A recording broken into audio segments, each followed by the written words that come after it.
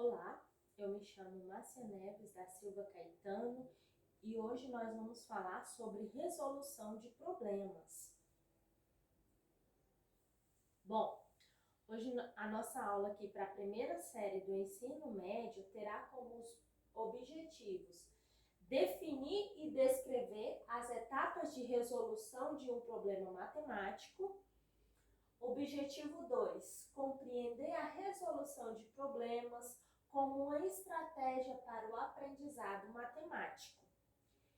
Atingir as habilidades propostas na BNCC para o ensino médio, que são: a primeira habilidade é M13, MAT 301, resolver e elaborar problemas do cotidiano, da matemática e de outras áreas do conhecimento que envolvem equações lineares simultâneas, usando técnicas algébricas e gráficas com ou sem apoio de tecnologias digitais. A segunda habilidade é EM13MAT 304, que é resolver e elaborar problemas com funções exponenciais, nos quais sejam necessário compreender e interpretar a variação das grandezas envolvidas em contextos como o da matemática financeira, entre outros. Bom, para a gente falar de problemas, primeiro precisamos entender o que é um problema. Um problema, segundo Dante, em 1982, escreveu que problema é uma situação que o indivíduo ou grupo quer ou precisa para resolver e para a qual não dispõe de um caminho rápido e direto que o leve à solução. O que quer dizer isso? Um problema é uma determinada situação que precisa ser resolvida, né? Mas que não tem um caminho rápido, fácil, né? Às vezes você nem sabe o caminho por onde deve seguir. Isso é um problema. Já os parâmetros curriculares nacionais, os PCNs, apontam que um problema matemático é uma situação que demanda a realização de uma sequência de ações ou operações para obter o resultado. Ou seja, a solução não está disponível de início, no entanto, é possível construí-la. Em muitos casos, os problemas usualmente apresentados não constituem verdadeiros problemas, porque, via de regra, não existe um real desafio, nem a necessidade de verificação para validar o processo de solução. Então, muitas vezes, a gente quer uma ação, a gente tem um problema, mas a gente não sabe a sequência de ações que a gente vai ter que definir para chegar no resultado. A solução não está disponível no início, mas é possível a gente construir um caminho, a gente achar a saída para o problema. Assim como na matemática, assim na nossa vida, às vezes o problema surge, nós não sabemos de imediato qual a solução, qual caminho chegar, mas aí a gente vai começar a pensar, analisar as situações, o fato, calcular as possibilidades, até encontrarmos o caminho para se chegar à solução.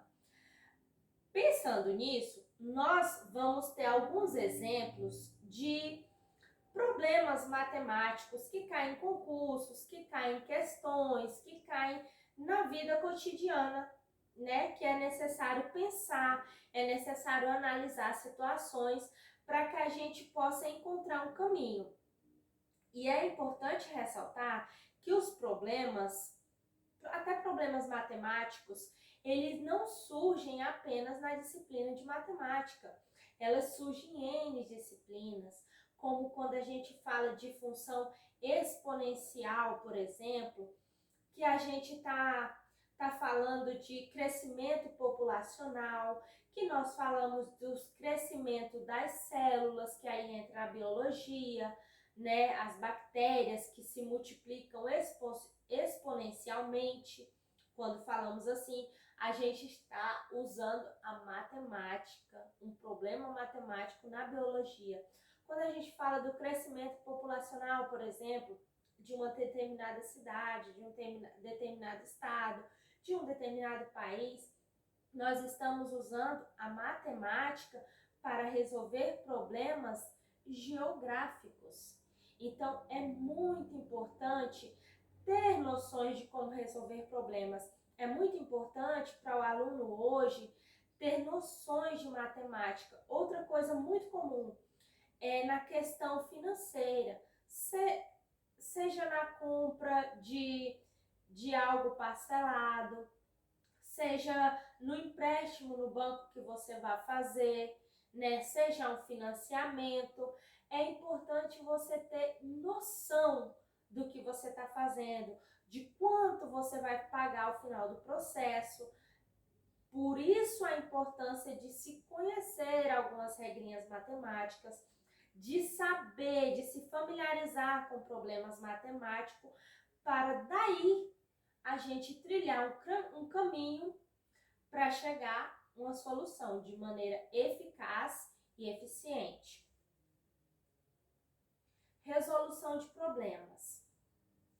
Para George Polya, ele desenvolveu 4 etapas que descrevem o procedimento para a resolução de problemas. A primeira é compreender o problema. Você leu, você vai entender o problema. Esse é o primeiro passo. O segundo passo é elaborar um plano. Tá, eu entendi o problema, agora eu preciso de um plano. Terceiro passo, executar esse plano. Eu conheço o problema, eu elaboro o plano e eu executo esse plano. Para chegar no quarto passo, que é fazer o retrospecto ou verificação. São, então, 4 passos que ele diz. George Polya diz que eu preciso conhecer o problema, eu preciso elaborar um plano, executar esse plano. Eu executei esse plano? O quarto e último passo é fazer a verificação. Tá correto? Deu certo? É isso mesmo que eu quero? É esse resultado que eu queria chegar? Como numa questão de vestibular, daqui a um tempo vocês estarão fazendo o Enem, por exemplo. Você executou o seu plano? Você compreende o problema? Você elaborou um plano para resolver? No caso, as fórmulas, você executou, então você confere, verifica se está tudo correto, verifica se é isso mesmo.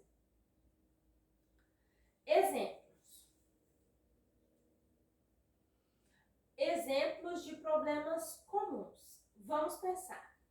Qual o salário total de Maria se 3/8 do seu salário é R$600? Aí temos 4 opções. Qual o salário total de Maria se 3/8 de seu salário é R$600? Vamos pensar. R$1.000? 1.200? 1.600? 1.800?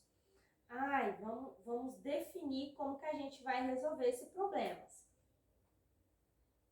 Resolução.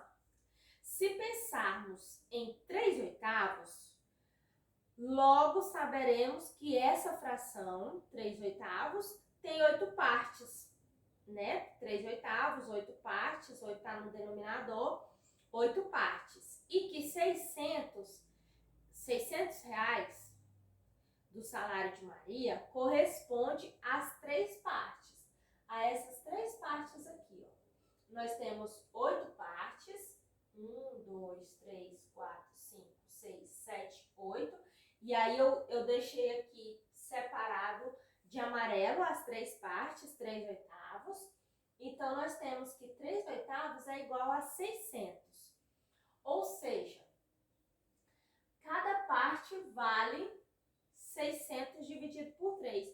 Por que 600 dividido por 3? Porque eu sei que 3 partes dessa corresponde a R$600.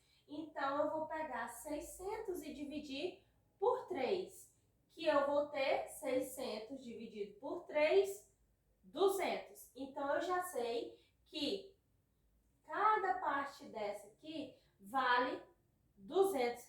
Aí eu poderia somar 200 mais 200, 400, mais 200, 600, mais 200, 800, mais 200, 1.000, 1.200, 1.400, 1.600.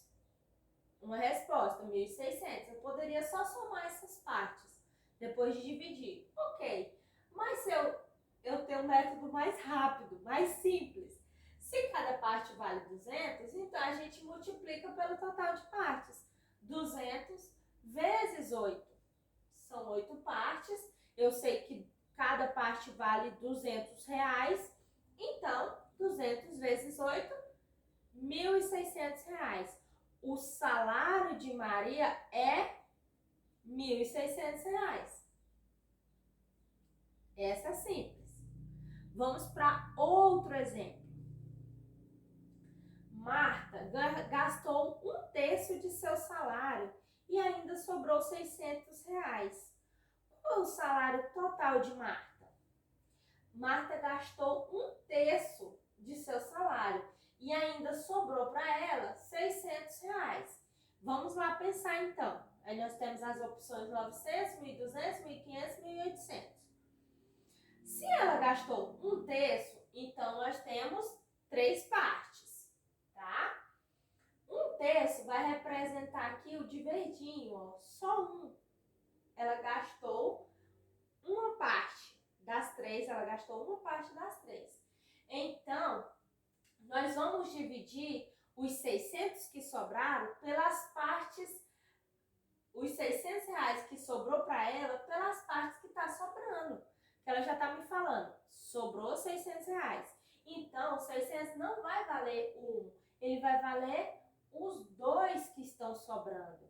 Então, dividimos os 600 pelas partes que estão sobrando, que é 2. 600 dividido por 2, 300. Então, nós sabemos que cada parte dessa vale R$ 300. 1/3 que ela gastou é R$ 300. Se a pergunta fosse quanto 1/3 e ainda Maria gastou 1/3 de seu salário e ainda sobrou R$ 600.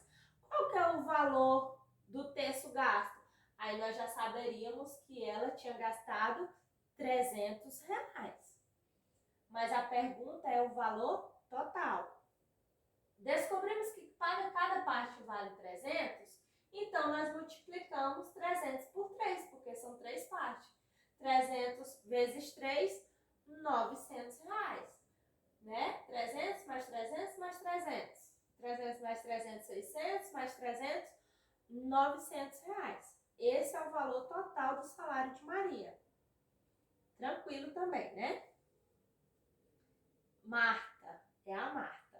Então, a Marta, que gastou 1/3 de seu salário e ainda sobrou R$ 600, o salário total de Marta é R$ 900. Se a pergunta fosse quanto equivale 1/3 do salário se tivesse sobrado 600, aí nós responderíamos que era R$ 300.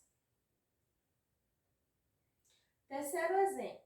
Sandra gastou 25% de seu salário com pagamento de energia no valor de R$ 250. Qual o valor de seu salário? Essa é muito simples, muito fácil, porque nós temos aqui 25. Aí nós sabemos sobre porcentagem, a porcentagem é 100%.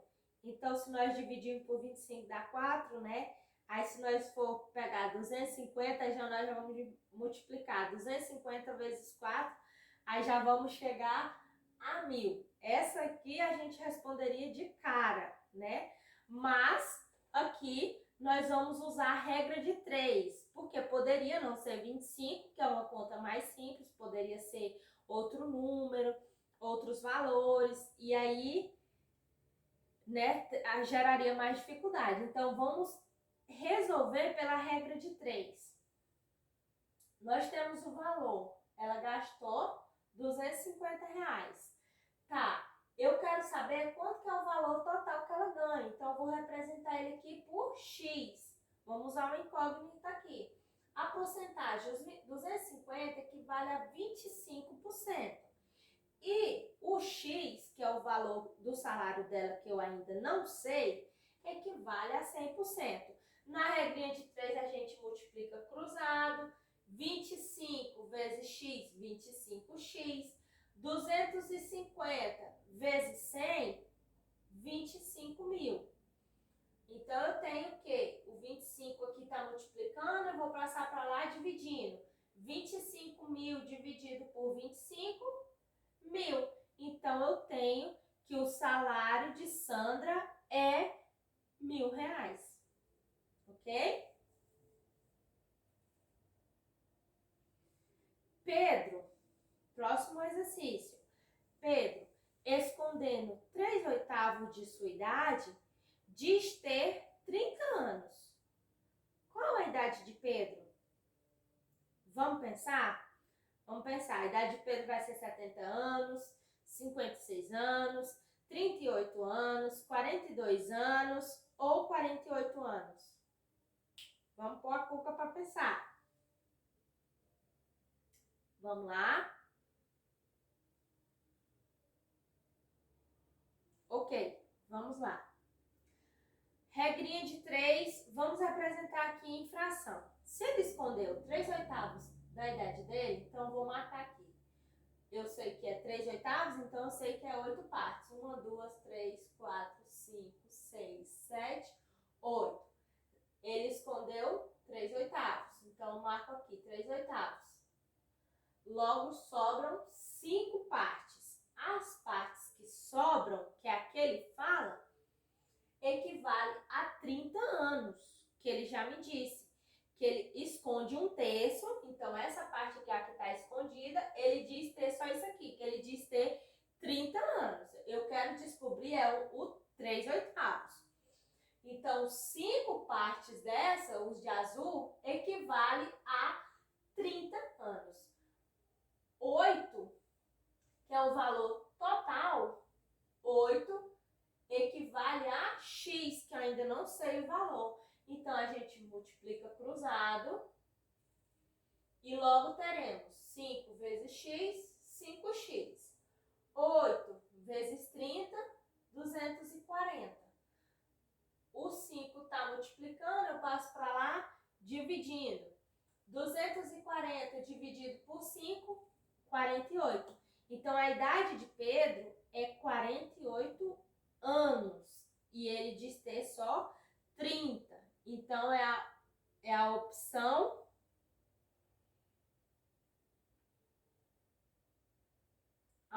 E. Outro método para resolver é o da constante proporcional. Outro método para resolver o mesmo problema.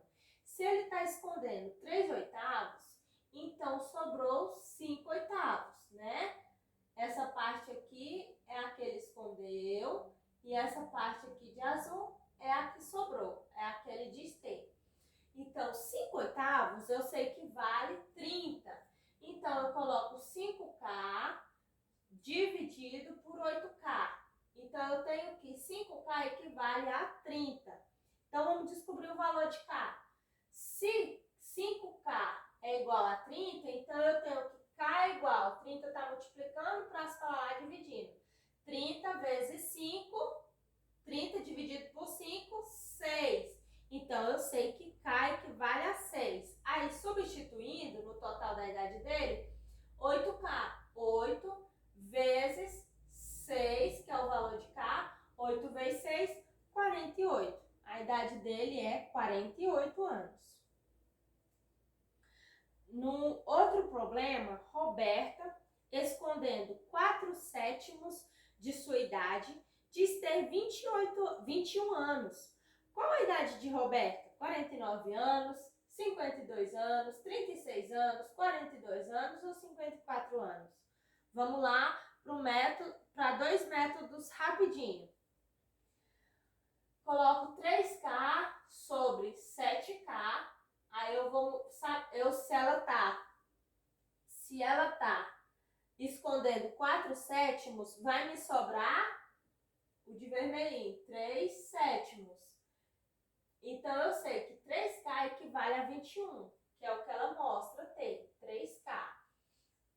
Então, 21 por 3, 7. Substituindo aqui, eu vou ter 7 vezes K, 7 vezes 7, né? Que eu já descobri o valor de K aqui, que é 7. 7 vezes 7, 49 anos. Essa é a idade de Roberta.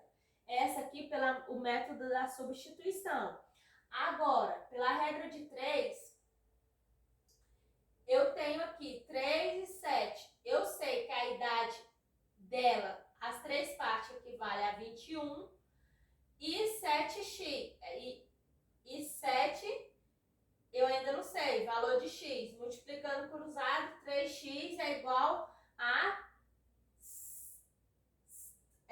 7 vezes 21, 147. Então, x vai ser igual a 147 dividido por 3, 49 anos. Dois métodos, mesma solução. Então, Roberta, escondendo 4/7 de sua idade, diz ter 21 anos. Qual a idade de Roberta? 49 anos. O nosso último exemplo aqui. Agora, falando de funções exponenciais, falando sobre juro, utilizado muito na matemática financeira. Arthur precisa de R$2.000 emprestado e seu banco cobra uma taxa de 2% ao mês para ser pago em até um ano, com o valor do montante a ser pago por Arthur ao final desse ano que ele vai tomar emprestado. Então, nós temos que pensar aqui, temos coisas desproporcionais. Nós estamos falando em juros, que é 2% ao mês, mas que vai ser pago em um ano. Então, eu tenho que pensar, eu transformo o juro em ano ou eu transformo o ano em meses? Eu acredito ser mais fácil transformar o ano em meses, né? Para a gente não mexer tanto na taxa de juros. Então, um ano equivale a 12 meses. Então, eu sei que ele vai ser pago em 12 meses. 12 meses. E a minha taxa de juros, eu não vou usar a porcentagem na minha fórmula, então eu já vou dividir ela por 100. 2 dividido por 100, 0,02. Então, vamos definir como sendo. Eu quero saber o montante final aqui representado pela letra M. O meu capital inicial, que é R$2.000, que ele vai pegar emprestado, representado pela letra C. A minha taxa de juros, que é de 2% ao mês, representado pela letra I. E o meu período, representado pela letra T, que o meu período é de um ano. Então, vamos lá. Sabendo que vamos ter que tirar a porcentagem de 2% para jogar na fórmula, como eu disse anteriormente, 2 dividido por 100 vai dar 0,02. E vamos transformar o ano em meses, 12 meses. Beleza? Então, a formulazinha, M é igual a C vezes 1 mais I elevado a T, tá? Então, eu vou ter que M é igual, C é quem? 2.000. 2.000 vezes 1 mais, a minha taxa de juro é 0,02 elevado a 12. Então, eu tenho que M vai ser igual a 2.000, aqui está multiplicando, resolvendo a exponencial, 1,02 elevado a 12, 1,268 e assim por diante.